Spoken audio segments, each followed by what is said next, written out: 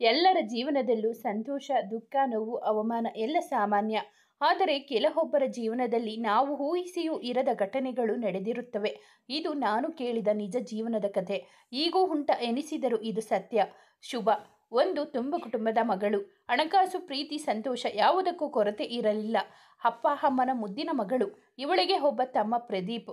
ಅಜ್ಜಿ ತಾತ ಅಮ್ಮನ ತಂದೆ ತಾಯಿಗೆ ಇವಳೆಂದರೆ ಪ್ರಾಣ. ಆದರೆ ಅಪ್ಪನ ತಂದೆ ತಾಯಿಗೆ ಇವಳೆಂದರೆ ಆಗುತ್ತಿರಲಿಲ್ಲ. ಅವಳ ತಮ್ಮನ ಮೇಲೆ ಪ್ರೀತಿ ತೋರಿಸುತ್ತಿದ್ದರು. ಆದರೆ ಶುಭಾಳನ್ನು ಕಂಡರೆ ಆಗುತ್ತಿರಲಿಲ್ಲ. ಕಾರಣ ಶುಭ ಜನಿಸಿದ ದಿನ ಅವಳ ಚಿಕ್ಕಪ್ಪ ಅಂದರೆ ಅವಳ ತಂದೆಯ ತಮ್ಮ ಇವಳನ್ನು ನೋಡಲು ಬಂದಿದ್ದರಂತೆ. ಅವಳನ್ನು ನೋಡಿಕೊಂಡು ಹೋದ ನಂತರ ಯಾವುದೋ ವೈಯಕ್ತಿಕ ಕಾರಣಕ್ಕೆ ಮನೆಗೆ ಹೋಗಿ ಆತ್ಮಹತ್ಯೆ ಮಾಡಿಕೊಂಡರೆ, ಆದರೆ ಅವಳ ಅಜ್ಜಿ ತಾತ ಅವಳ ಮಗನ ಸಾವಿಗೆ ಅವರ ಮೊಮ್ಮಗಳು ಶುಭ ಜನಿಸಿದ್ದೇ ಕಾರಣ. ಅವಳು ನತದೃಷ್ಟಿ ಮಗು ಎಂದು ಭಾವಿಸಿ ಅವಳನ್ನು ಕಂಡರೆ ಆಗುತ್ತಿರಲಿಲ್ಲ. ಶುಭ ತನ್ನ ಅಜ್ಜಿ ತಾತ ಅಮ್ಮನ ತಂದೆ ತಾಯಿ ಮನೆಯಲ್ಲೇ ಬೆಳೆದಿದ್ದು. ಅವರು ಮೊಮ್ಮಗಳನ್ನು ಬಹಳ ಪ್ರೀತಿಯಿಂದ ಮುದ್ದಾಗಿ ಸಾಕಿದರು. ಅವಳು ಕೇಳುವ ಮೊದಲೇ ಎಲ್ಲವನ್ನು ಕೊಡಿಸುತ್ತಿದ್ದರು. ಅವಳು 10ನೇ ತರಗತಿ ಮುಗಿಯುವವರೆಗೂ ಅಜ್ಜಿ ತಾತನ ಜೊತೆಯಲ್ಲಿ ರಾಣಿ ಥರ ಬೆಳೆದಳು. ವಾರಕ್ಕೊಮ್ಮೆ ತನ್ನ ಊರಿಗೆ ಹೋಗಿ ತನ್ನ ತಂದೆ ತಾಯಿಯನ್ನು ನೋಡಿಕೊಂಡು ಬರುತ್ತಿದ್ದಳು. ಅವಳಿಗೆ ತನ್ನ ತಂದೆ ತಾಯಿಗಿಂತ ಅಜ್ಜಿ ತಾತ ಎಂದರೆ ಇಷ್ಟ. ಅದರಲ್ಲೂ ತಾತ ಎಂದರೆ ಪ್ರಾಣ. 10ನೇ ತರಗತಿ ಮುಗಿದ ನಂತರ ಡಿಪ್ಲೊಮಾ ಮಾಡಿಸಲು ಕಾಲೇಜಿಗೆ ಸಿಟಿಯ ಹತ್ತಿರ ಎಂದು ಶುಭಾಳನ್ನು ಅವಳ ಅಪ್ಪನ ಅಕ್ಕನ ಮನೆಯಲ್ಲಿ ಇರಿಸಿದರು. ಆದರೆ ಶುಭಾಳಿಗೆ ತನ್ನ ಅಜ್ಜಿ ತಾತನನ್ನು ಬಿಟ್ಟು ಇರುವುದು ತುಂಬ ಕಷ್ಟವಾಯಿತು. ಅವರನ್ನು ತುಂಬ ಹಚ್ಚಿಕೊಂಡಿದ್ದಳು. ಇಲ್ಲಿ ಅವರ ಅತ್ತೆಗೆ ಹೇಳದೆ ಕೇಳದೆ ತನ್ನ ತಾತನ ಊರಿಗೆ ಹೋಗಿ ಬಿಡುತ್ತಿದ್ದಳು ಅವರನ್ನು ನೋಡಲು. ಅಷ್ಟು ಪ್ರಾಣ ಅಜ್ಜಿ ತಾತ ಎಂದರೆ. ಆದರೂ 3 ವರ್ಷ ಡಿಪ್ಲೊಮಾ ಮುಗಿದ ಮೇಲೆ ಮತ್ತೆ ಅಜ್ಜಿ ತಾತನ ಜೊತೆ ಇರಬಹುದು ಎಂದು ಧೈರ್ಯ ತೆಗೆದುಕೊಂಡು ಕಾಲೇಜಿಗೆ ಹೋಗುತ್ತಾ ಓದಿಕೊಂಡು ಇದ್ದಳು. ವಾರಕ್ಕೊಮ್ಮೆ ಹೋಗಿ ಅಜ್ಜಿ ತಾತನನ್ನು ನೋಡಿಕೊಂಡು ಬರುತ್ತಿದ್ದಳು. ಅವಳಿಗೆ 2ನೇ ವರ್ಷದ ಡಿಪ್ಲೊಮಾ ಎಕ್ಸಾಮ್ ನಡೆಯುತ್ತಿತ್ತು. ಯಾಕೋ ತನ್ನ ತಾತನನ್ನು ನೋಡಬೇಕು ಎಂದು ತುಂಬ ಅನಿಸುತ್ತಿತ್ತು ಅವಳಿಗೆ. ಎಕ್ಸಾಮ್ ಮಧ್ಯೆ ಒಂದು ದಿನ ಹಠ ಮಾಡಿ ತಾತನ ಊರಿಗೆ ಹೋದಳು ಅವರನ್ನು ನೋಡಲು.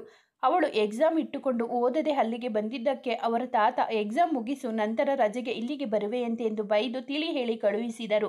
ಯಾವತ್ತೂ ತನ್ನನ್ನು ಬೈಯದ ತಾತ ಇವತ್ತು ಬೈದರು ಎಂದು ತಾತನ ಮೇಲೆ ಮುನಿಸಿಕೊಂಡು ಅಲ್ಲಿಂದ ತನ್ನ ಅತ್ತೆ ಮನೆಗೆ ಬಂದು ಅದರ ನಾಳೆ ಎಕ್ಸಾಮ್ ಬರೆಯಲು ಹೋದಳು. ಆಶ್ಚರ್ಯವೆಂಬಂತೆ ಅವರ ಮಾವ ಅವಳನ್ನು ಕರೆದುಕೊಂಡು ಹೋಗಲು ಅವಳ ಕಾಲೇಜಿನ ಬಳಿ ಬಂದಿದ್ದರು. ಶುಭಾಳಿಗೆ ಅಂದು ಆಶ್ಚರ್ಯವಾಯಿತು. ಯಾವತ್ತೂ ಬರದವರು ಇಂದು ಯಾಕೆ ತನ್ನ ಮಾವ ಕಾಲೇಜಿನ ಬಳಿ ಬಂದಿದ್ದಾರೆ ಅಂತ. ಅವರು ಅರ್ಜೆಂಟಾಗಿ ಊರಿಗೆ ಹೋಗಬೇಕು ಎಂದು ಶುಭಾಳನ್ನು ಹೊರಡಿಸಿಕೊಂಡು ಬಂದರು. ಅವರ ಮುಖ ಸಪ್ಪಗೆ ಇದ್ದುದನ್ನು ಗಮನಿಸಿದವಳಿಗೆ ಒಳಗೊಳಗೆ ಭಯವು ಆವರಿಸಿತ್ತು. ಅತ್ತೆ ಮಾವನೊಂದಿಗೆ ಅಜ್ಜಿ ಊರಿಗೆ ಬಂದು ಇಳಿದಳು ಶುಭ. ಅವಳಿಗೆ ಊರಿನಲ್ಲಿ ಹಬ್ಬ ಇದೆ ಎಂದು ಹೇಳಿ ಕರೆದುಕೊಂಡು ಬಂದರು. ಅವಳ ಬಳಿ ಫೋನ್ ಕೂಡ ಇರಲಿಲ್ಲ ಯಾರಿಗಾದರೂ ಫೋನ್ ಮಾಡಿ ತಿಳಿದುಕೊಳ್ಳಲು. ಅವರು ಹೇಳಿದನ್ನೇ ನಂಬಿಕೊಂಡು ಬಂದಳು. ತನ್ನ ಅಜ್ಜ ಅಜ್ಜಿಯನ್ನು ನೋಡಬೇಕು ಎಂದು ಖುಷಿಯಿಂದ ಬಂದವಳಿಗೆ ತನ್ನ ತಾತನ ಮನೆಯ ಮುಂದೆ ಜನ ಸೇರಿರುವುದನ್ನು ಕಂಡು ಗಾಬರಿಯಾಯಿತು. ನಂತರ ಭಯದಿಂದಲೇ ಬಂದು ನೋಡಿದರೆ ಅವಳ ಪ್ರೀತಿಯ ತಾತ ಹೃದಯಾಘಾತದಿಂದ ಸಾವನ್ನಪ್ಪಿದರು. ಶುಭಾಳಿಗೆ ಬರಸಿಡಿಲು ಬಡಿದಂತಾಯಿತು. ನಿನ್ನೆ ತಾತನ ಮೇಲೆ ಮುನಿಸಿಕೊಂಡು ಹೋಗಿದ್ದನ್ನು ನೆನೆದು ತುಂಬ ದುಃಖವಾಯಿತು. ದುಃಖ ತಡೆಯಲಾಗದೆ ಅಲ್ಲಿ ತಲೆ ತಿರುಗಿ ಬಿದ್ದಳು ಶುಭ. ನಂತರ ಅವಳನ್ನು ಅವಳ ತಾಯಿ ಎಚ್ಚರಿಸಿ ಸಮಾಧಾನಪಡಿಸಿ ಎಲ್ಲ ಕಾರ್ಯಗಳನ್ನು ಮುಗಿಸಿದರು. ಆದರೆ ಶುಭಾಳ ಮೇಲೆ ತನ್ನ ತಾತನ ಅಗಲಿಕೆ ತುಂಬ ಪರಿಣಾಮ ಬೀರಿತು. ಅವಳು ಒಂದು ತುತ್ತು ಊಟ ಕೂಡ ಸೇವಿಸಿಲ್ಲ ಅಂದು. ಅಂದಿನ ರಾತ್ರಿ ತಾನು ಕೂಡ ಆತ್ಮಹತ್ಯೆ ಮಾಡಿಕೊಳ್ಳಬೇಕು ಎಂದು ತೀರ್ಮಾನಿಸಿ ಒಂದು ಪತ್ರ ಬರೆದಳು. ಆದರೆ ಮನೆಯಲ್ಲಿ ಎಲ್ಲ ಕಡೆ ಜನ ಇದ್ದಿದ್ದರಿಂದ ಅವಳಿಗೆ ಏನು ಮಾಡಿಕೊಳ್ಳಲು ಸಾಧ್ಯವಾಗಲಿಲ್ಲ. ಅಂದು ರಾತ್ರಿ ಎಲ್ಲ ನಿದ್ದೆ ಮಾಡಲಿಲ್ಲ ಅವಳು ಬರೆದಿಟ್ಟಿದ್ದ ಪತ್ರ ಅವಳ ಅತ್ತೆಗೆ ಸಿಕ್ಕಿಬಿಟ್ಟಿತ್ತು. ಬೆಳಿಗ್ಗೆ ಅವರು ಶುಭಾಳ ತಂದೆ ತಾಯಿಗೆ ವಿಷಯ ತಿಳಿಸಿದರು. ಎಲ್ಲರಿಗೂ ಭಯ ಶುರುವಾಯಿತು. ಇವಳು ಏನಾದರೂ ಮಾಡಿಕೊಂಡು ಬಿಡುವಳೋ ಏನೋ ಎಂದು. ಅವಳನ್ನು ಕರೆದು ಎಲ್ಲರೂ ಬುದ್ಧಿ ಹೇಳಿ ಅವಳ ಬಳಿ ಮಾತು ತೆಗೆದುಕೊಂಡರು. ಎಂದು ಆತ್ಮಹತ್ಯೆಯ ಬಗ್ಗೆ ಯೋಚಿಸಬಾರದು ಎಂದು. ನಿನ್ನೆಯಿಂದ ಏನು ತಿನ್ನದೆ ರಾತ್ರಿ ಎಲ್ಲ ನಿದ್ದೆ ಇರದೆ ಇದ್ದುದರಿಂದ ಶುಭಾಳಿಗೆ ಸುಸ್ತು ಹೆಚ್ಚಾಗಿತ್ತು. ಕೂಡಲೇ ಅವಳನ್ನು ಆಸ್ಪತ್ರೆಗೆ ಕರೆದುಕೊಂಡು ಹೋಗಿ ಡ್ರಿಪ್ಸ್ ಹಾಕಿಸಿದರು. ಅಂದಿನಿಂದ ಶುಭ ಹಠ ಮಾಡಿ ತಾತನ ನೆನಪುಗಳನ್ನು ಇರುವ ಈ ಮನೆಯಲ್ಲಿ ಅಜ್ಜಿಯ ಜೊತೆ ಇರುತ್ತೇನೆ ಎಂದು ತೀರ್ಮಾನಿಸಿದಳು. ಅಲ್ಲಿಂದಲೇ ಕಾಲೇಜಿಗೆ ಹೋಗಲು ನಿರ್ಧರಿಸಿದಳು. ಅವಳ ಅಜ್ಜಿಯ ಬಳಿ ಫೋನ್ ಇರಲಿಲ್ಲ. ಅವಳ ಅಜ್ಜಿಗೆ ಒಂದು ಫೋನ್ ಮತ್ತು ಸಿಮ್ ತರಲು ಅವಳ ಮಾವ ಶುಭಾಳನ್ನು ಸಿಟಿಗೆ ಕರೆದುಕೊಂಡು ಹೋದರು. ಆದರೆ ಶುಭಾಳಿಗೆ ಫೋನ್ ಕೊಡಿಸಬೇಕೆಂದು ಯಾರೂ ಯೋಚಿಸಿರಲಿಲ್ಲ. ಅಲ್ಲಿ ಅವಳ ಮಾವ ಒಂದು ಬೇಸಿಕ್ ಸೆಟ್ ಫೋನ್ ಮತ್ತು ಸಿಮ್ ಕೊಡಿಸಿ ಶುಭಾಳನ್ನು ಊರಿಗೆ ಬಸ್ ಹತ್ತಿಸಿದರು. ಶುಭಾಗೆ ಬಸ್ಸಿನಲ್ಲಿ ಅವಳ ಸ್ಕೂಲಿನ ಗೆಳತಿ ಸಿಕ್ಕಳು ಅಪರೂಪಕ್ಕೆ. ಅವಳನ್ನು ಮಾತನಾಡಿಸಿ ನಂತರ ತನ್ನ ಅಜ್ಜಿಯ ಮನೆ ಸೇರಿಕೊಂಡಳು. ಅಲ್ಲಿ ಬರೀ ಅವಳು ಮತ್ತು ಅವಳ ಅಜ್ಜಿ ಇಬ್ಬರೇ ಇದ್ದರು. ಹೊಸ ಸಿಮ್ ಆಕ್ಟಿವೇಟ್ ಆದ ಮೇಲೆ ಒಂದು ನಂಬರ್ನಿಂದ ಹಾಯ್ ಎಂದು 2-3 ಮೆಸೇಜ್ ಬಂದಿತು. ಅದನ್ನು ನೋಡಿ ಶುಭ ಯಾವುದೋ ಕಂಪನಿ ನಂಬರ್ ಇರಬಹುದು ಎಂದು ಸುಮ್ಮನಾದಳು. ಅವಳ ಅಜ್ಜಿ ಫೋನ್ ಬಳಸಲು ಬರದ ಕಾರಣ ಯಾರಿಗಾದರೂ ಫೋನ್ ಮಾಡಬೇಕು ಎಂದರೆ ಇವಳೇ ಮಾಡಬೇಕಿತ್ತು. ಹೀಗೆ ಪ್ರತಿದಿನ ಮೆಸೇಜ್ ಬರುತ್ತಿತ್ತು. ಆದರೆ ಅವಳು ತಲೆ ಕೆಡಿಸಿಕೊಳ್ಳಲಿಲ್ಲ. ಆದರೆ ಒಂದು ದಿನ ಅದೇ ನಂಬರ್ನಿಂದ ಕರೆ ಬಂತು. ಅಜ್ಜಿ ಏನೋ ಕೆಲಸ ಮಾಡುತ್ತಿದ್ದ ಕಾರಣ ಶುಭಾಳೆ ಕರೆ ಸ್ವೀಕರಿಸಿದಳು. ಆ ಕಡೆಯಿಂದ ಒಬ್ಬ ಹುಡುಗ, ಇದು ಶ್ವೇತಾನ ಎಂದು ಕೇಳಿದ. ಇಲ್ಲ, ಇದು ಶ್ವೇತಾ ಅಲ್ಲ, ಶುಭಾ. ನೀವು ಯಾರು ಎಂದಳು. ನನ್ನ ಹೆಸರು ಅವಿನಾಶ್. ನಿಮ್ಮ ಹೆಸರು ಶುಭಾನಾ? ಸರಿ ಮೇಡಮ್, ಶ್ವೇತಾ ಅಂದ್ಕೊಂಡಿದ್ದೆ ನಾನು ಎಂದ. ಇಲ್ಲ ಸರ್, ನೀವು ಯಾವುದೋ ರಾಂಗ್ ನಂಬರ್ಗೆ ಕರೆ ಮಾಡಿರಬೇಕು ಎಂದು ಹೇಳಿ ಫೋನ್ ಕಟ್ ಮಾಡಿದಳು. ಆದರೆ ಮತ್ತೆ ದಿನ ಮೆಸೇಜ್ ಬರುತ್ತಿತ್ತು. ಅದನ್ನು ನೋಡಿ ನೋಡಿ ಸಾಕಾಗಿ ಶುಭ ಮತ್ತೆ ಒಂದು ದಿನ ಅವರಿಗೆ ಕರೆ ಮಾಡಿ, ನಾನು ಶ್ವೇತಾ ಅಲ್ಲ ಅಂತ ಗೊತ್ತಾಯಿತು ಅಲ್ವಾ, ಮತ್ತೆ ಯಾಕೆ ಮೆಸೇಜ್ ಮಾಡ್ತಿದ್ದೀರಾ ನೀವು ಎಂದು ಕೇಳಿದಳು. ನೀವು ಶ್ವೇತಾ ಅಲ್ದಿದ್ರೆ ಏನು, ಶುಭ ತಾನೇ, ಮಾತಾಡಿ ಎಂದ ಅವನು. ಇವಳಿಗೆ ಕೋಪ ಬಂತು. ಬೈದು ಫೋನ್ ಕಟ್ ಮಾಡಿದಳು. ನಂತರ ಅವರ ಪಕ್ಕದಲ್ಲಿ ಇವಳಿಗೆ ಗೆಳತಿ ಇದ್ದಳು. ಅವಳಿಗೆ ಈ ರೀತಿ ಆಯಿತು ಎಂದು ವಿಷಯ ತಿಳಿಸಿದಳು. ಹೊಸ ನಂಬರ್ಗೆ ಯಾರೋ ಮೆಸೇಜ್ ಮಾಡೋಕ್ಕೆ ಹೇಗೆ ಸಾಧ್ಯ ಶುಭ? ನನಗೆ ಯಾಕೋ ಸಿಮ್ ಅಂಗಡಿಯವನ ಮೇಲೆ ಅನುಮಾನ ಅಂದಳು ಅವಳ ಗೆಳತಿ. ಹಾಗಾದರೆ ನಾಳೆ ಕಾಲೇಜಿಗೆ ಹೋಗ್ತೀನಲ್ವಾ, ಆಗ ಅವನಿಗೆ ಮಾಡ್ತೀನಿ ಇರು ಎಂದು ಹೇಳಿದಳು ಶುಭ. ಅದರ ನಾಳೆ ಕಾಲೇಜಿಗೆ ಹೋದಾಗ ಆ ಸಿಮ್ ಅಂಗಡಿಗೆ ಹೋಗಿ ಅಂಗಡಿಯವನು, ನೀವೇ ತಾನೇ 2 ವಾರದಿಂದ ನನಗೆ ಮೆಸೇಜ್ ಫೋನ್ ಮಾಡುತ್ತಿರುವುದು ಎಂದು ಕೇಳುತ್ತಾಳೆ ಶುಭ. ಪಾಪ ಅಂಗಡಿಯವನು ಶಾಕ್. ನಾನು 8 ವರ್ಷಗಳಿಂದ ಇಲ್ಲಿ ಅಂಗಡಿ ಇಟ್ಕೊಂಡಿದ್ದೇನಮ್ಮ, ನಾನು ಯಾಕೆ ಹಾಗೆ ಮಾಡಲಿ? ನನಗೂ ಒಬ್ಬ ಹೆಣ್ಣು ಮಗಳು ಇದ್ದಾಳೆ. ಅದಲ್ಲದೆ ನೀವೇ ತಾನೇ ನಂಬರ್ ಸೆಲೆಕ್ಟ್ ಮಾಡಿಕೊಂಡು ತೆಗೆದುಕೊಂಡು ಹೋದ್ರಿ. ನೀವು ಯಾವ ನಂಬರ್ ಸೆಲೆಕ್ಟ್ ಮಾಡಿದ್ರಿ ಅಂತ ನನಗೇನಮ್ಮ ಗೊತ್ತು ಎಂದ ಅಂಗಡಿಯವನು. ಶುಭ ಅವರಿಗೆ ಕ್ಷಮೆ ಕೇಳಿ ಕಾಲೇಜಿಗೆ ಹೋದಳು. ಆದರೆ ಅವಳಿಗೆ ತುಂಬ ಕುತೂಹಲ ಇತ್ತು. ಸಿಮ್ ಆಕ್ಟಿವೇಟ್ ಆಗುವ ಮೊದಲೇ ಮೆಸೇಜ್ ಮಾಡೋಕ್ಕೆ ಹೇಗೆ ಸಾಧ್ಯ, ಅವನು ಯಾರು ಎಂದು. ಆದರೆ ಸುಮ್ಮನಾಗಿದ್ದಳು. ಮೊದಲೇ ತಾತನನ್ನು ಕಳೆದುಕೊಂಡ ದುಃಖದಲ್ಲಿ ಇದ್ದುದರಿಂದ ಇದರ ಬಗ್ಗೆ ತಲೆಕೆಡಿಸಿಕೊಳ್ಳಲಿಲ್ಲ. ಒಂದು ದಿನ ಅಜ್ಜಿ ಮತ್ತು ಮೊಮ್ಮಗಳು ತಾತನನ್ನು ನೆನೆದು ಅಳುತ್ತಿದ್ದರು. ಅದೇ ಸಮಯಕ್ಕೆ ಫೋನ್ ಬಂತು. ಶುಭಾಳೆ ಪಿಕ್ ಮಾಡಿ ಯಾರು ಎಂದು ಕೇಳಿದಳು. ಅವಳ ಧ್ವನಿ ಅಳುವಿನಿಂದ ಕೂಡಿದ್ದರಿಂದ, ಆ ಅನಾಮಿಕ ಯಾಕ್ರೆ ಅಳ್ತಿದ್ದೀರಾ ಎಂದು ಕೇಳಿದ. ಅವಳು ದುಃಖದಲ್ಲಿ ಇದ್ದ ಕಾರಣ ಏನು ಯೋಚಿಸದೆ, ತಿಂಗಳ ಹಿಂದೆ ನನ್ನ ತಾತ ತೀರಿಕೊಂಡರು, ಇಂದು ತುಂಬ ನೆನಪಾಗ್ತಿದ್ದಾರೆ ಎಂದಳು. ನೀವು ತಾತನನ್ನು ಕಳೆದುಕೊಂಡು ಇಷ್ಟು ದುಃಖ ಪಡುತ್ತಿದ್ದೀರಾ? 3 ತಿಂಗಳ ಹಿಂದೆ ನಾನು ನನ್ನ ತಂದೆಯನ್ನು ಕಳೆದುಕೊಂಡಿದ್ದೇನೆ. ಇನ್ನು ನನ್ನ ಪರಿಸ್ಥಿತಿ ಹೇಗಿರಬೇಕು ಹೇಳಿ ಎಂದ ಅವನು. ಏನು, ನೀವು ತಂದೆಯನ್ನು ಕಳೆದುಕೊಂಡ್ರಾ ಎಂದು ಕೇಳಿ ವಿಚಾರಿಸಿದಳು. ಹೀಗೆ ದಿನೇ ದಿನ ಮಾತನಾಡುತ್ತಾ ಇಬ್ಬರ ನಡುವೆ ಗೆಳೆತನ ಮೂಡಿತ್ತು. ಇವನು ಪ್ರತಿದಿನ ಸಂಜೆ ಫೋನ್ ಮಾಡಿ ಅವಳನ್ನು ಸಮಾಧಾನಪಡಿಸುತ್ತಾ ಇವಳ ಮನಸ್ಸಿಗೆ ಹತ್ತಿರವಾದ. ಶುಭ ಕಾಲೇಜಿಗೆ ಫೋನ್ ತೆಗೆದುಕೊಂಡು ಹೋಗುತ್ತಿರಲಿಲ್ಲ. ಪ್ರತಿದಿನ ಮನೆಗೆ ಬಂದ ನಂತರ ತನ್ನ ಕೋಣೆಯಲ್ಲಿ ಅವನೊಂದಿಗೆ ಮಾತನಾಡುತ್ತಿದ್ದಳು. ಅವರ ಪರಿಚಯವಾಗಿ 3 ತಿಂಗಳು ಆದರೂ ಅವನು ಯಾರು, ಎಲ್ಲಿದ್ದಾನೆ, ಅವನಿಗೆ ಇವಳ ನಂಬರ್ ಹೇಗೆ ಸಿಕ್ತು ಎಂದು ತಿಳಿಲೇ ಇಲ್ಲ. ಆಗ ಶುಭ ಕೊನೆಯ ವರ್ಷದ ಡಿಪ್ಲೊಮಾ ಓದುತ್ತಿದ್ದಳು. ಒಂದು ದಿನ ಅವನು ಇವಳಿಗೆ ಪ್ರಪೋಸ್ ಮಾಡಿದ ಫೋನಿನಲ್ಲಿ. ಅವಳು ಕೂಡ ತನ್ನ ನೋವಿನಲ್ಲಿ ಜೊತೆಯಾದನು ಎಂದು ತುಂಬ ನಂಬಿದಳು ಅವಳು. ಇವನಿಂದ ಶುಭ ತನ್ನ ತಾತನ ಅಗಲಿಕೆಯ ನೋವಿನಿಂದ ಹೊರಬಂದಳು. 1-2 ದಿನದ ನಂತರ ಅವನ ಪ್ರೀತಿಯನ್ನು ಒಪ್ಪಿಕೊಂಡಳು. ಹೀಗೆ ಫೋನಿನಲ್ಲಿ ಅವರ ಪ್ರೀತಿ ಸಾಗಿತು. ಒಂದು ದಿನ ಶುಭ ಅವನನ್ನು ಒತ್ತಾಯಿಸಿ ಕೇಳಿದ. ನಂತರ ಅವನು ಬಾಯ್ಬಿಟ್ಟ. ಅವನು ಯಾರು ಮತ್ತು ಅವನಿಗೆ ಶುಭಾಳ ನಂಬರ್ ಹೇಗೆ ಸಿಕ್ತು ಎಂದು. ಶುಭ ಅವನ ಮಾವ ಫೋನ್ ಮತ್ತು ಸಿಮ್ ಕೊಡಿಸಿ ಬಸ್ ಹತ್ತಿಸಿದ ಮೇಲೆ ಶುಭಾಳಿಗೆ ಅವಳ ಗೆಳತಿ ಸಿಕ್ಕಿದಳು. ಆಗ ಅವಳ ಗೆಳತಿ, ಶುಭ ನೀನು ಸಿಕ್ಕಿ ತುಂಬ ದಿನ ಆಗಿತ್ತು, ಮತ್ತೆ ಯಾವಾಗ ಸಿಗ್ತೀಯೋ ಏನೋ, ನಿನ್ನ ಹೇಗೆ ಕಾಂಟ್ಯಾಕ್ಟ್ ಮಾಡೋದು ಎಂದು ಕೇಳಿದಾಗ ಶುಭಾಳಿಗೆ ತಟ್ಟೆಂದು ಅವಳ ಬಳಿ ಇದ್ದ ಫೋನ್ ಮತ್ತು ಸಿಮ್ ನೆನಪಾಗಿ ಅವಳ ಗೆಳತಿಗೆ ತನ್ನ ಹೊಸ ಸಿಮ್ ನಂಬರ್ ಹೇಳಿದಳು. ಅವಳು ಹೇಳುವಾಗ ಅಲ್ಲಿ ಬಸ್ಸಿನಲ್ಲಿ ಅವಳ ಹಿಂದೆ ನಿಂತಿದ್ದವನು ಅವಳು ಹೇಳುತ್ತಿದ್ದ ನಂಬರ್ ತನ್ನ ಫೋನಿನಲ್ಲಿ ಸೇವ್ ಮಾಡಿಕೊಂಡು ಅಂದಿನ ಸಂಜೆ ಆ ನಂಬರ್ಗೆ ಮೆಸೇಜ್ ಹಾಕಿದ. ಸಿಮ್ ಆಕ್ಟಿವೇಟ್ ಆದ ನಂತರ ಆ ಮೆಸೇಜ್ಗಳು ಶುಭಾಳ ಫೋನ್ ತಲುಪಿದವು. ಹೀಗೆ ಅವನು ಶುಭಾಳ ನಂಬರ್ ಹೇಗೆ ಸಿಕ್ಕಿತು ಎಂದು ತಿಳಿಸಿದ. ನಂತರ, ನಾನು ನಿಮ್ಮ ಊರಿನ ಪಕ್ಕದ ಊರಿನವನು. ಅಂದು ಬಸ್ಸಿನಲ್ಲಿ ನಿನ್ನ ನೋಡಿದೆ. ನಿನ್ನ ನಂಬರ್ ಕೂಡ ನಿನಗೆ ತಿಳಿಯದೆ ನನಗೆ ಸಿಕ್ಕಿತು ಎಂದು ಹೇಳಿದ. ನಂತರ ಶುಭ ಎಲ್ಲವನ್ನು ಕೇಳಿ, ನಂತರ ನಿನ್ನನ್ನು ನಾನು ನೋಡಬೇಕು. ನಾಳೆ ಕಾಲೇಜಿಗೆ ದಿನ ಹೋಗುವ ಬಸ್ಸಿನಲ್ಲೇ ಬರುತ್ತೇನೆ. ನೀನು ಅದೇ ಬಸ್ಸಿಗೆ ಬಾ ಎಂದು ಕೇಳಿದಳು. ಅದಕ್ಕೆ ಅವನು, ಸರಿ ಆಯಿತು, ಆದರೆ ನಾನು ನನ್ನ ಬೈಕಿನಲ್ಲಿ ಬಂದು ನಿಮ್ಮ ಕಾಲೇಜಿನ ಬಸ್ ಸ್ಟ್ಯಾಂಡ್ನಲ್ಲಿ ಇರ್ತೀನಿ. ಬಸ್ನಲ್ಲಿ ಬರೋಕೆ ಆಗಲ್ಲ, ನನಗೆ ಸ್ವಲ್ಪ ಕೆಲಸ ಇದೆ ಎಂದು ಹೇಳಿದ. ಸರಿ ಆಯಿತು, ನಿಮ್ಮನ್ನು ನಾನು ನೋಡಿದೆ ಇಲ್ವಲ್ಲ, ನೀವು ಬಂದಾಗ ನಾನು ನಿಮ್ಮನ್ನು ಹೇಗೆ ಕಂಡುಹಿಡಿಯುವುದು?